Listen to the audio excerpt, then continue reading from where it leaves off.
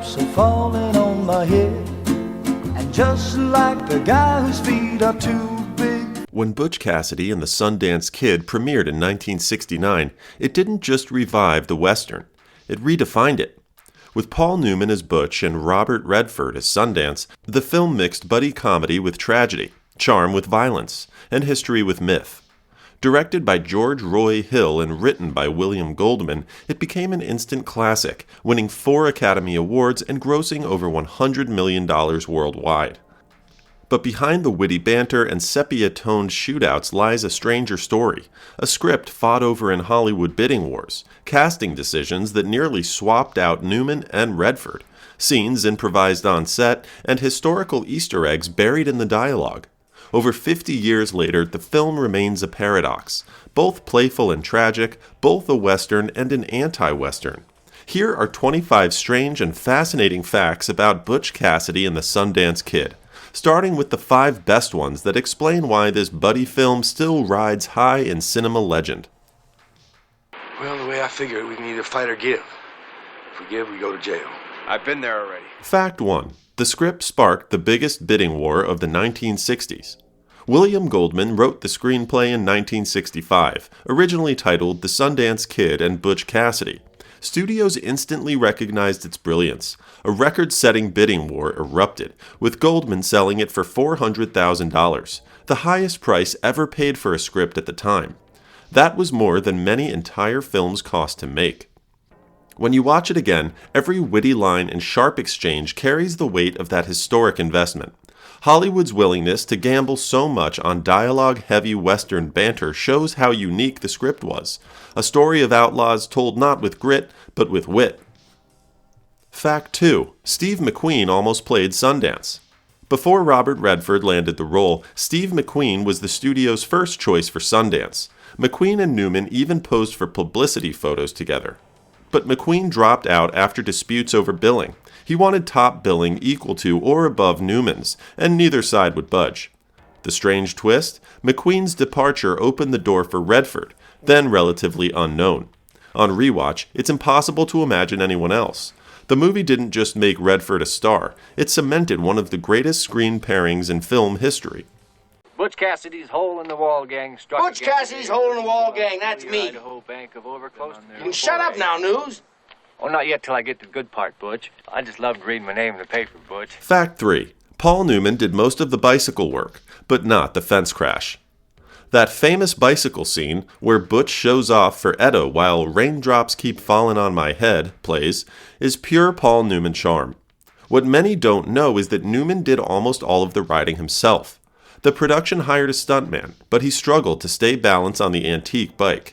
Newman, a lifelong athlete and race car driver, took over and performed nearly every trick, riding backward, looping around fences, even pedaling through the barn. The only part he didn't do? The crash through the fence at the end. That moment wasn't filmed by a double at all. It was actually performed by the movie's cinematographer, Conrad L. Hall, who volunteered to take the fall to get the perfect shot. Newman's laughter in the scene isn't acting, it's genuine joy. The sequence became an emblem of the film's lighter tone, a flash of playfulness in a story headed toward tragedy. It also reveals the kind of performer Newman was, daring, precise, and willing to turn a stunt into poetry. Fact 4. The Raindrops Keep Falling on My Head scene was controversial. Burt Bacharach's cheerful song, Raindrops Keep Falling on My Head, sung over Newman's bicycle ride with Catherine Ross, won the Oscar for Best Original Song. But many critics at the time hated it, calling the light-hearted pop tune anachronistic in a Western. Some even said it ruined the movie's pacing. The strangeness is how the song grew beyond the film. Today, it's inseparable from the movie's identity. On rewatch, that sequence feels like a time capsule of the late 1960s, a Western openly playing with pop culture instead of resisting it. Fact 5. Catherine Ross was almost fired for touching the camera. Catherine Ross, who played Etta Place, wasn't just an actress. She was curious about the film's technical side. During a break, she operated a camera to watch Newman and Redford shoot. Director George Roy Hill was furious, declaring that only the cinematographer should touch equipment, and he briefly banned her from set except when filming her scenes. On rewatch, Etta's quiet, observant presence mirrors Ross's real curiosity behind the scenes. The strange irony is that her attempt to learn filmmaking nearly cost her the role that defined her career. Fact 6. The film's budget was massive for its time. 20th Century Fox gave the film a budget of about $6 million, a staggering sum for 1969 when most westerns cost half that or less. Much of the money went toward location shooting, Newman and Redford's salaries, and the now famous chase sequences. At the time, the investment looked risky. Audiences were drifting away from westerns, and the studio was still reeling from big-budget flops like Dr. Dolittle, 1967. On rewatch, you can see every dollar in the sweeping panoramas, elaborate chase scenes, and stylish sepia sequences. What once seemed like a gamble ended up paying off massively, with the film grossing more than $100 million worldwide, making it one of the most successful westerns of all time. Fact 7. Robert Redford wasn't the first choice. It's hard to imagine anyone but Robert Redford as Sundance, but he was far from the studio's first pick. Besides Steve McQueen, producers considered actors like Warren Beatty and Jack Lemmon. Even Paul Newman was originally set to play Sundance, with the other role going to someone else, before the roles were switched. Upon revisiting the film, the irony is striking. Newman's charisma fits Butch's optimism perfectly, while Redford's cool restraint defines Sundance. The casting shuffle could have derailed the chemistry, but instead it created one of cinema's greatest partnerships.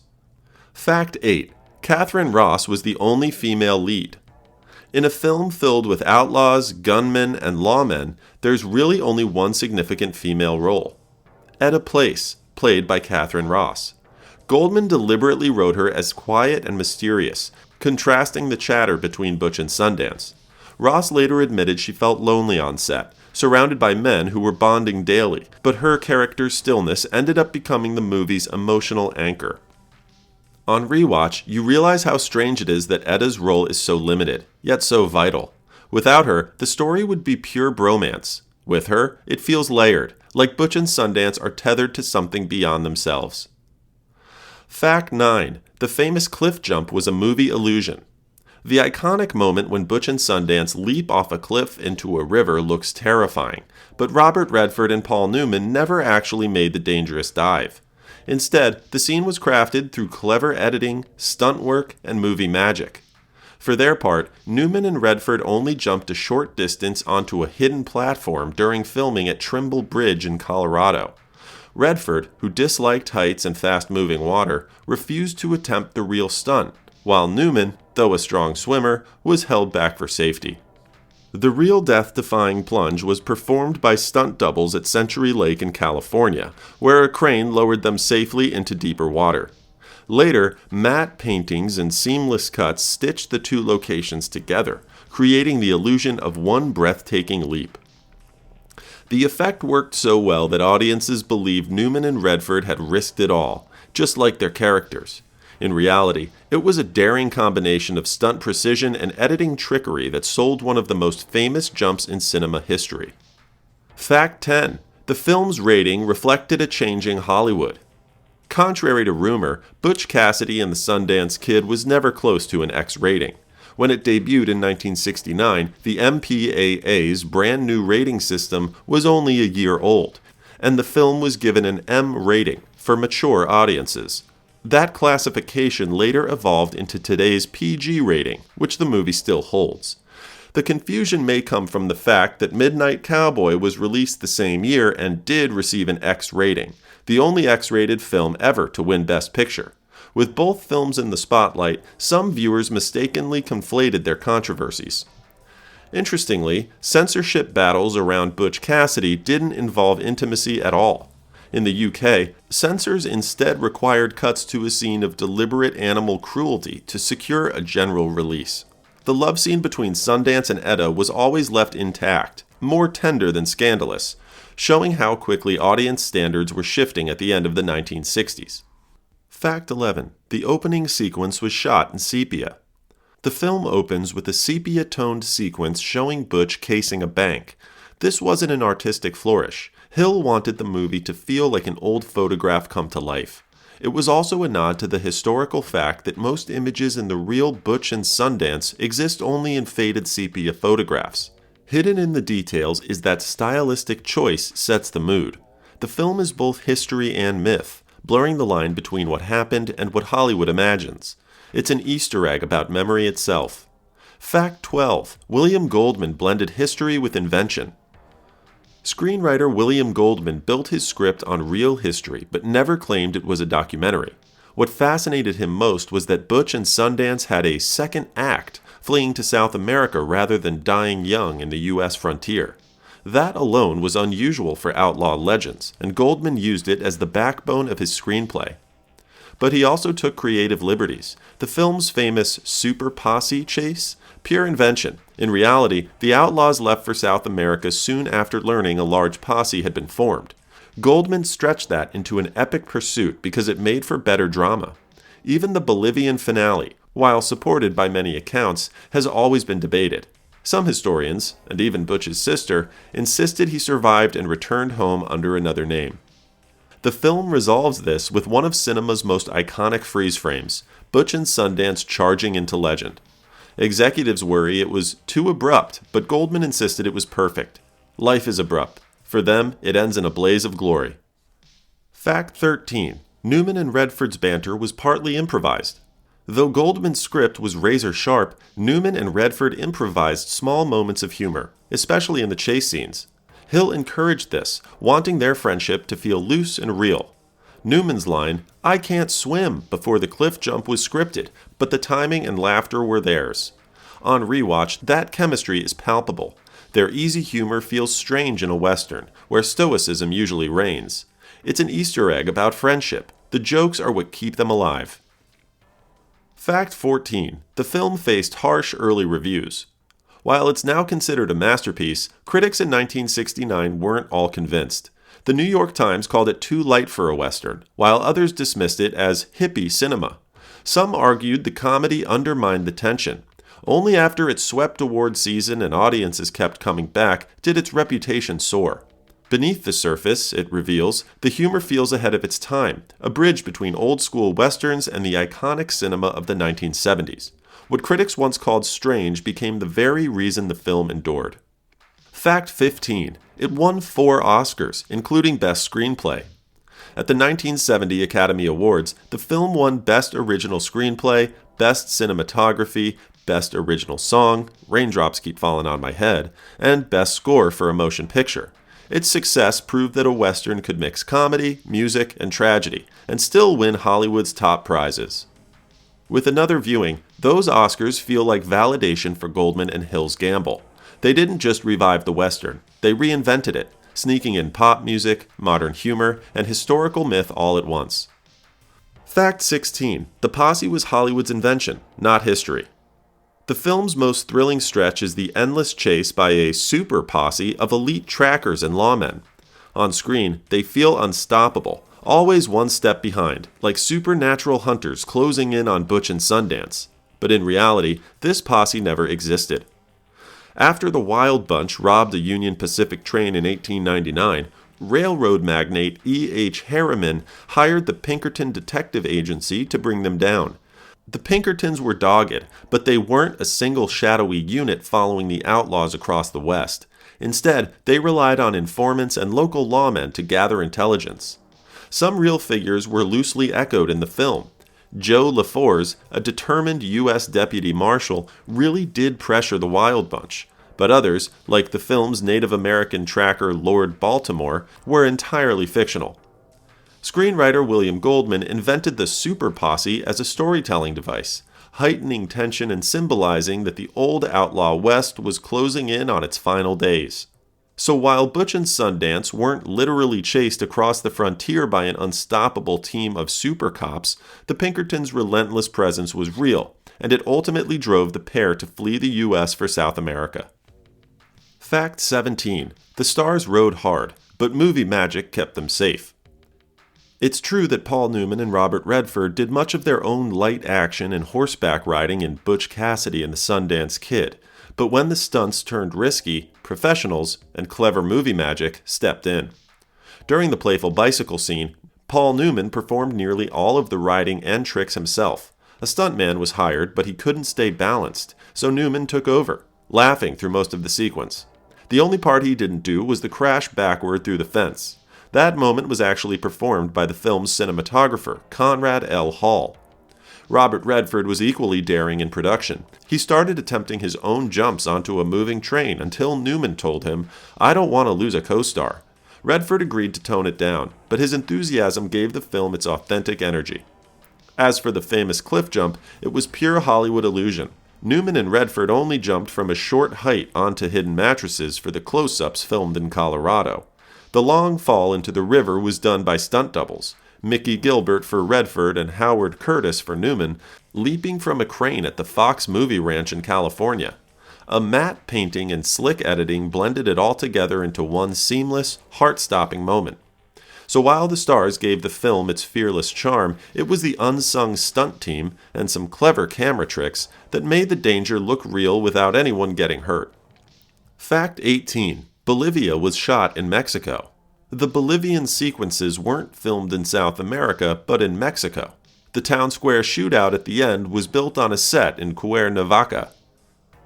Hill wanted authenticity, so the crew studied Bolivian villages, replicating the architecture and even importing traditional costumes.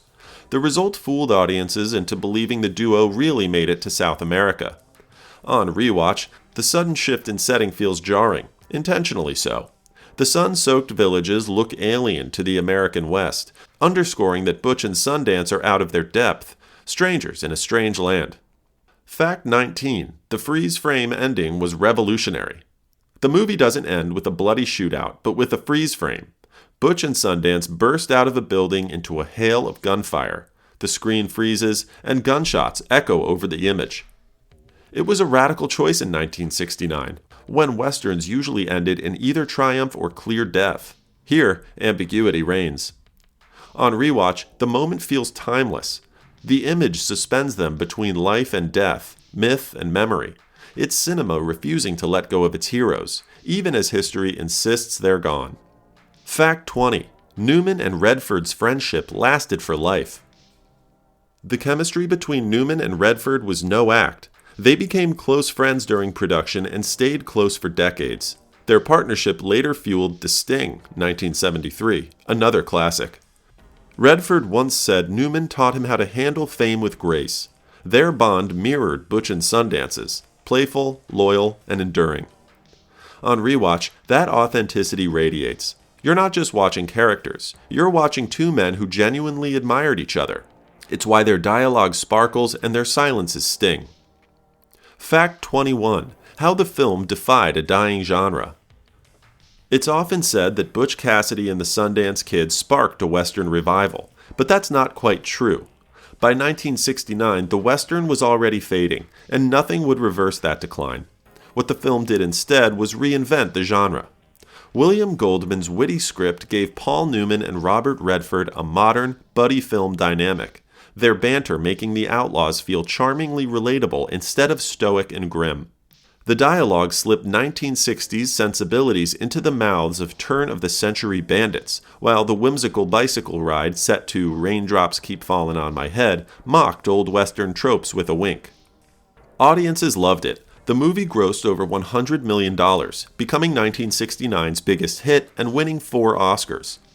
It proved that the Western could survive, if it evolved.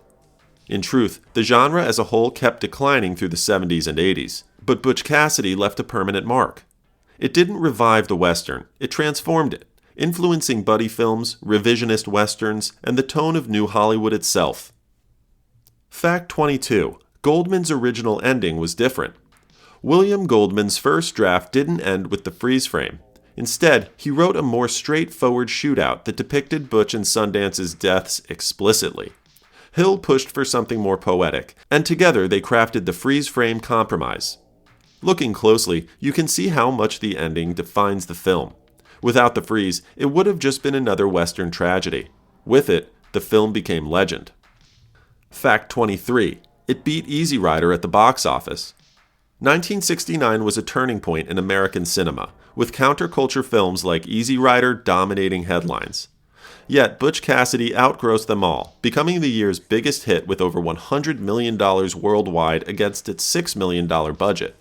This success gave studios faith in blending counterculture style with mainstream storytelling.